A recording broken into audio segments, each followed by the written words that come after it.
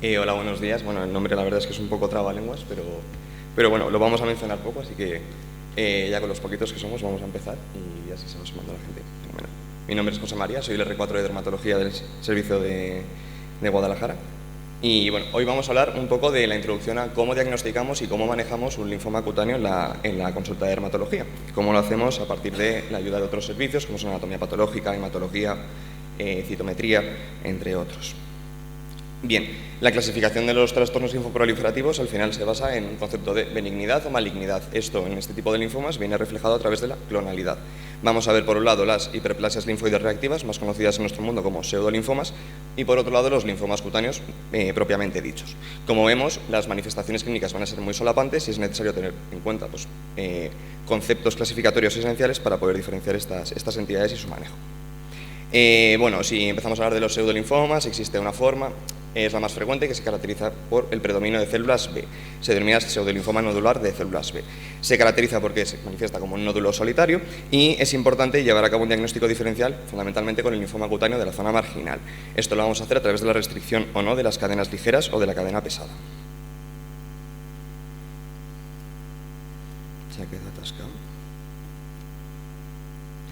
Por otro lado, la contraparte sería el linfoma cutáneo de la zona marginal. Esta sería la forma maligna. En este caso sí que existiría una restricción de la cadena ligera, además muy asociada a Borrelia burgdorferi. Y por otro lado, los trastornos linfoproliferativos cutáneos de célula CD8, los cuales se van a caracterizar por un carácter indolente, pero la forma agresiva, la forma citotóxica y primotropa será la que nos tendrá que preocupar debido a la diseminación a distancia inicial. Y ya con esta inicial, pues lo mismo, no nos hemos hecho muy a la idea de lo que es esto. Es mucha información y realmente es complejo de entender al principio. Si no tenemos unas bases, en estudiar esto es tirar de memoria a lo que va a ser enseguida borrado por nuestra mente y no nos vamos a acordar. Por ello, la idea de esta sesión, pues un poco hacer un abordaje desde el inicio. Cómo se hace un diagnóstico, cómo entendemos esta patología y cómo podemos llegar a manejarla sin tirar demasiado de memoria. Para ello vamos a utilizar 4 pilares fundamentalmente: clínica, histopatología, inmunohistoquímica y el análisis genotípico. En primer lugar, los patrones clínicos van a ser muy importantes para nosotros para determinar el tipo de biopsia cutánea que realizamos. Además, de forma indirecta nos está reflejando un poco el comportamiento de la entidad a nivel del microscopio. Si existe afectación, sobre todo superficial epidérmica, hablaremos de un patrón epidermotrópico, típico de linfocitos, de linfomas T. Por otro lado, tendremos las formas en pápulas, en nódulos más característicos de los linfomas B, las formas de paniculitis o las formas de úlcera, que nos van a sugerir un patrón determinado ya en la biopsia. Como decía, va a determinar el tipo de biopsia, la forma clínica de presentación. Así, las placas y las máculas van a requerir de varias biopsias, unas 2 o 3 biopsias, incluso con interés para determinar si existen diferencias clonales en ambas muestras, mientras que los nódulos van a requerir de biopsias más profundas porque será más interesante el análisis de la arquitectura global de la entidad. En la histopatología, realmente los patólogos tampoco se complican demasiado en el diagnóstico inicial de estas entidades. Al final se basan en patrones de distribución, como hace en general la dermatopatología en otras entidades inflamatorias, otras tumorales. Además, la celularidad del infiltrado va a ser interesante, monomorfo o polimorfo. El tamaño celular, sobre todo en los linfomas de tipo T, es lo más interesante, pequeña, mediana, grande, de morfología anaplásica normalmente, mientras que los subtipos específicos de morfologías van a ser más interesantes en los linfomas B, basándonos sobre todo en el tipo celular: centrocito, centroblasto, inmunoblasto o célula plasmablástica, por ejemplo. El inmunofenotipo al final nos va a permitir ver el linaje, la firma celular de la entidad que estamos tratando. Para ello se recomienda en biopsias cutáneas, no sé, en otros tejidos, la utilización de por lo menos 4 marcadores: CD3, CD8, CD20 y CD30.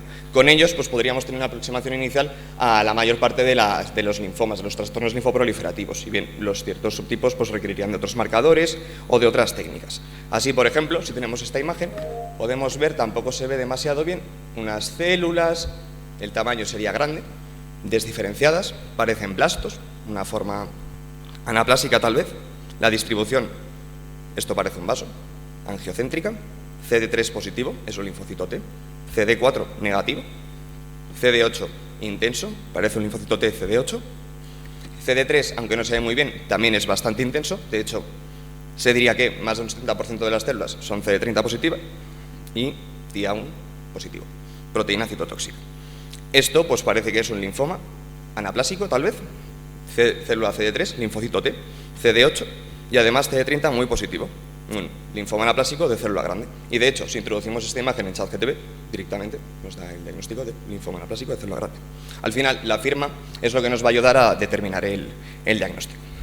Y lo más importante y el interés de esta charla, determinar si es benigno o maligno, si es clonal o no clonal, si estamos ante un proceso reactivo o si es un proceso realmente neoplásico. Para ello, lo hacemos a través de la determinación si existe clonalidad o no clonalidad. En el linfocito T será a través del estudio del TCR, del receptor del linfocito T en la biopsia cutánea.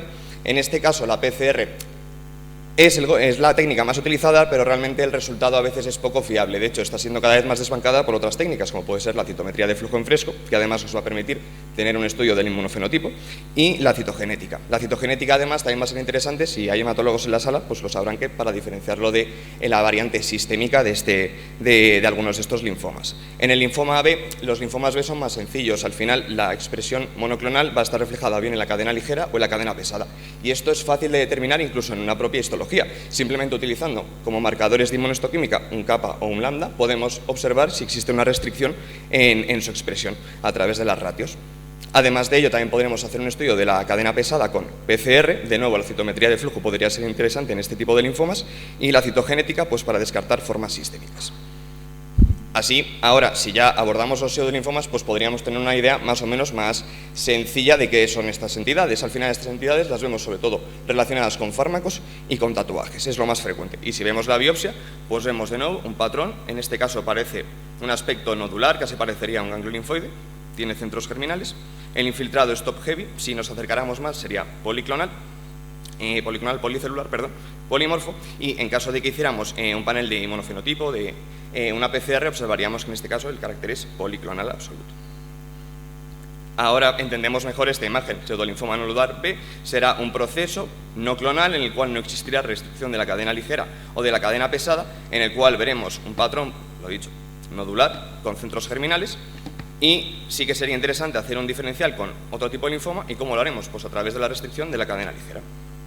Existen otras formas de pseudolinfomas. El linfocitoma cutis, igual a alguno le suena en la sala, se caracteriza porque está asociado a la infección por Borrelia burgdorferi y se trata de un proceso reactivo que simplemente con un antibiótico, con doxiciclina, podríamos tratar. Existe una forma bastante característica con afectación del escroto. De hecho, aquí tuvimos un caso de un niño de unos 12 años, una de mis primeras guardias con el doctor Martínez Mariscal. La madre venía muy preocupada porque continuamente le estaban saliendo nódulos en la zona del escroto a su niño. Y en la biopsia pues ponía pseudolinfoma. El médico de cabecera leyó el diagnóstico, el pediatra, perdón, de cabecera leyó el diagnóstico, y la verdad es que se asustaron bastante. Y lo cierto es que este tipo de reacción en unos 2-3 meses puede desaparecer incluso sin tratamiento. Existen otras formas de pseudolinfomas, por ejemplo, las de predominio T. En este caso, por ejemplo, la foliculitis pseudolinfomatosa está un poco en un espectro con trastornos proliferativos clonales, como el trastorno linfoproliferativo CD4 pleomórfico. Y, de nuevo, se caracteriza porque va a tener un cuadro transitorio. Se puede apoyar con corticoides tópicos intralesionales. Los pseudolinfomas nodulares de células CD30 positivos son células activadas, son células que a priori al patólogo seguramente le van a dar miedo, porque van a ser grandes, anaplásicas. Se van a asociar a fármacos. Yo igual creo que lo más interesante de esta charla sería quedarnos con estos fármacos para sospecharlo. Antihipertensivos, carbamazepina, comentábamos una, la motrigina también está bastante asociado, tuvieron un caso hace poco en interna. Floxetina, sertralina. Las picaduras de artrópodos, los típicos nódulos posescabióticos que estamos cansados de ver, son este tipo de entidad.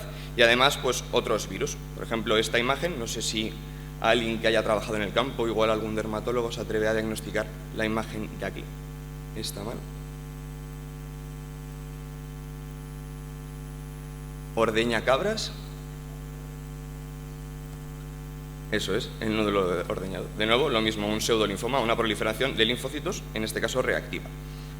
Las reacciones linfomatoides no solo tienen que ser nodulares, también existen formas MFLI, formas más liquenoides, y estas son casi las que más vemos en la práctica clínica. Existen otras formas de pseudolinfoma, muy interesantes las formas tipo dermatitis de contacto linfomatoides. Hemos visto casos en la consulta, hemos tenido casos por metales. La doctora Pastor, de hecho, tiene un caso publicado por una fragancia contenida en una mascarilla en un producto de higiene femenina.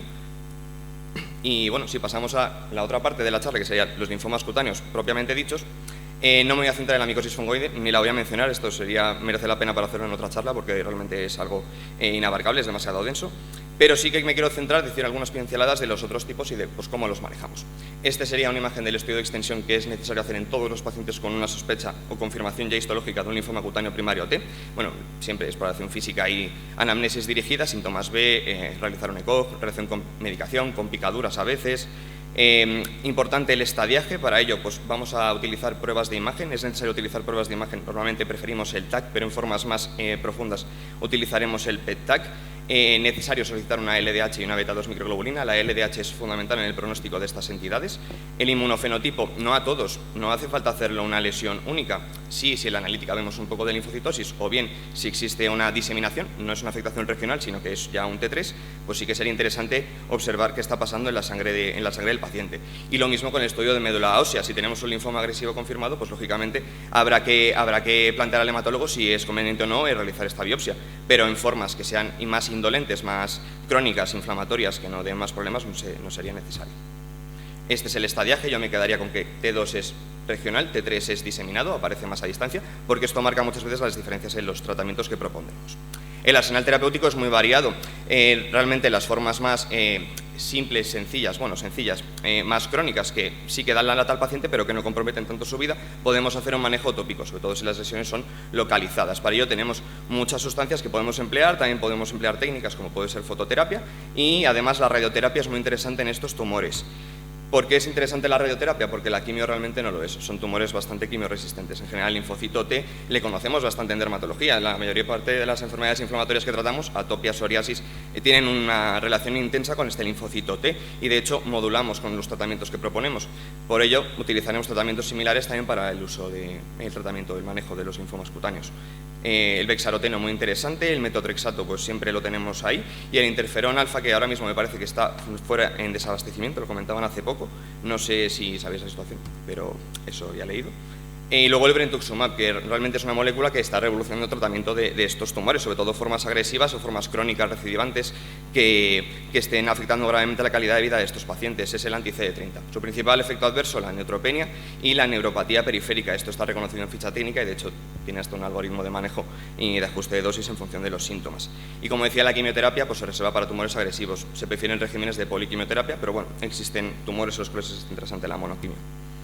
Brevemente sobre los trastornos linfoproliferativos CD30 positivos, de nuevo es una célula fea, es una célula activa, grande, de apariencia similar a la célula de Rede-Stenberg y es un espectro. Aquí hay un cajón desastre en el cual incluimos por una parte la papulosis linfomatoide, pápulas involutivas y por otro lado el linfoma anaplásico, que en este caso ya son nódulos o tumores y son persistentes, además con riesgo de extensión a distancia. La papulosis es un diagnóstico que realmente vuelve bastante locos a los patólogos porque realmente la histología se puede asemejar a otros tumores con un pronóstico bastante diferente, desde una AMF hasta un linfoma CD8 epidermotropo. Lo cierto es que realmente luego esta clasificación no tiene utilidad pronóstica para los clínicos, aunque bueno, sí que es interesante conocerla.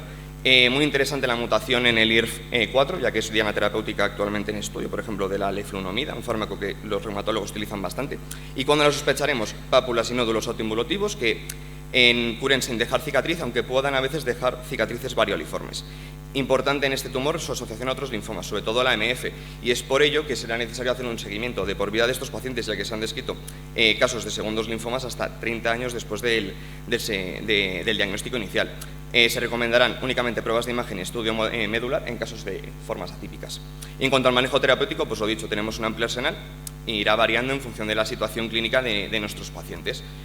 Así, por ejemplo, en formas que sean limitadas, que realmente no comprometan la calidad de vida, que prácticamente sean sintomáticas y que curen sin dejar cicatriz, pues probablemente con un corticoide tópico simplemente sería suficiente. Sin embargo, en formas que ya son más con afectación regional, incluso diseminada, podemos plantear fototerapia ya en casos pues, más extensos para un mantenimiento. Metotrexato sería un fármaco bastante interesante, combinado o no con bexaroteno, se pueden combinar, y también se puede combinar el bexaroteno con el interferón, y lo mismo, se puede combinar interferón con fototerapia. Podemos jugar con la medicación para así tener controlados a nuestros pacientes, sabiendo que al final es un trastorno crónico, es más un trastorno inflamatorio que un trastorno maligno si nos ponemos en la cabeza el manejo de estas entidades.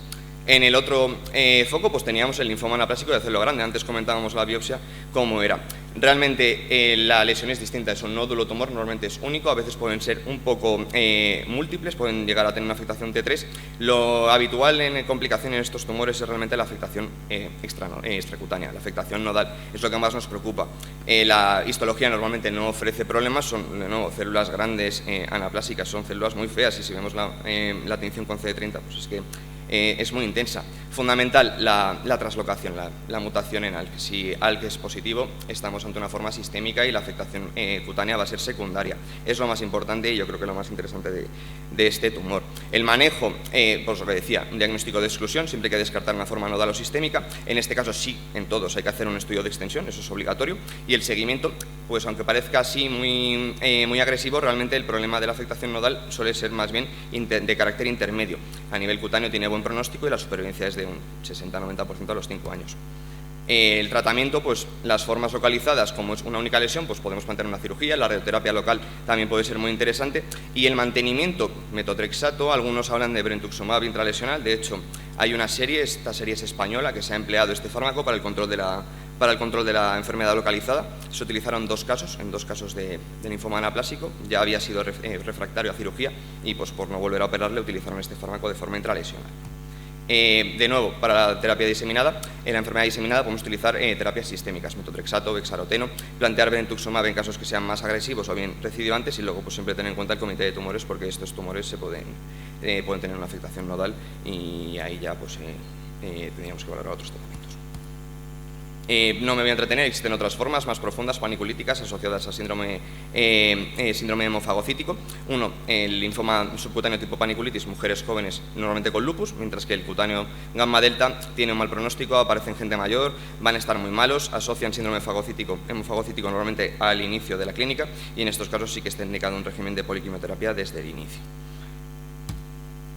Una forma indolente asociada, pues lo que comentábamos aquí, a afectación a metales, aparece un nódulo en la oreja que llevamos normalmente, pues pendientes.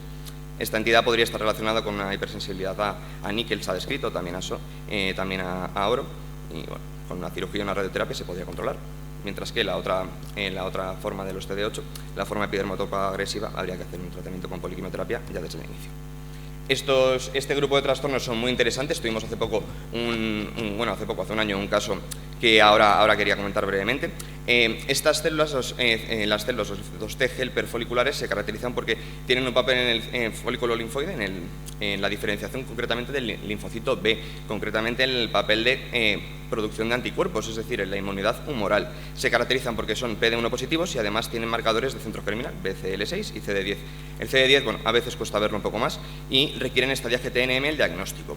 El angioinmunoblástico a mí me parece muy chulo porque es un tumor que, además de tener un efecto T, tiene un efecto B, concretamente con una hipergamaglobulinemia, fenómenos de autoinmunidad, se puede manifestar como lupus, también se puede manifestar como DRES, como exantemas. Nosotros vimos un caso justo que era así, una forma más bien reactiva. Esta era la paciente, una sospecha de un eritema multiforme bastante atípico, dianas atípicas, con una serología que sí que era positiva para Mycoplasma pneumoniae, un eritema multiforme inducido por micoplasma. Lo que pasa es que al hacer un inmunofenotipo, el inmunofenotipo lo solicitó hemato, le hicimos una analítica y vieron una linfocitosis que les llamó la atención y ellos mismos fueron los que lo ampliaron, y efectivamente veíamos esta proliferación clonal de células con marcadores de centro germinal positivos y con PD1 positivo.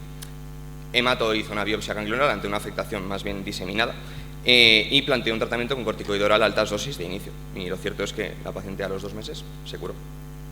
No ha vuelto a tener recidivas hasta ahora, no sabemos qué es esto.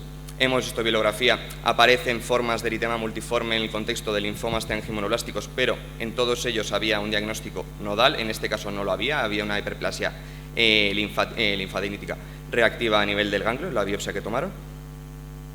No sé si alguien en la sala luego se atreve a decir lo que era, porque nosotros no lo sabemos. Queremos hacer algo en este caso porque nos parece chulo, pero no sabemos cómo llamarlo. Un eritema multiforme inducido por micoplasma clonal transitorio, claro, no va a ser reactivo, ¿no? Si es clonal. Del linfocito T de CD4, no sé, si hay hematos en la sala, pues pediría ayuda.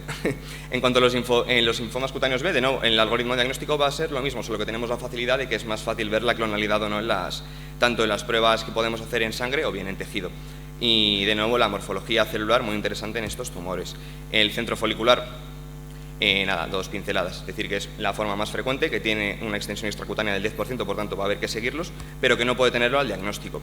El de la zona marginal es muy parecido a un pseudolinfoma, realmente está en una zona borderline, probablemente en futuro se clasificará como un trastorno reactivo, un pseudolinfoma, una hiperplasia linfoide cutánea reactiva, y el tratamiento con doxiciclina sería bastante interesante. En el otro espectro de los linfomas cutáneos B estaría esta forma agresiva, que es el linfoma cutáneo difuso de célula grande tipo LEC-type. En este caso lo que da miedo es la afectación del sistema nervioso central, que es bastante frecuente. Y la forma intravascular.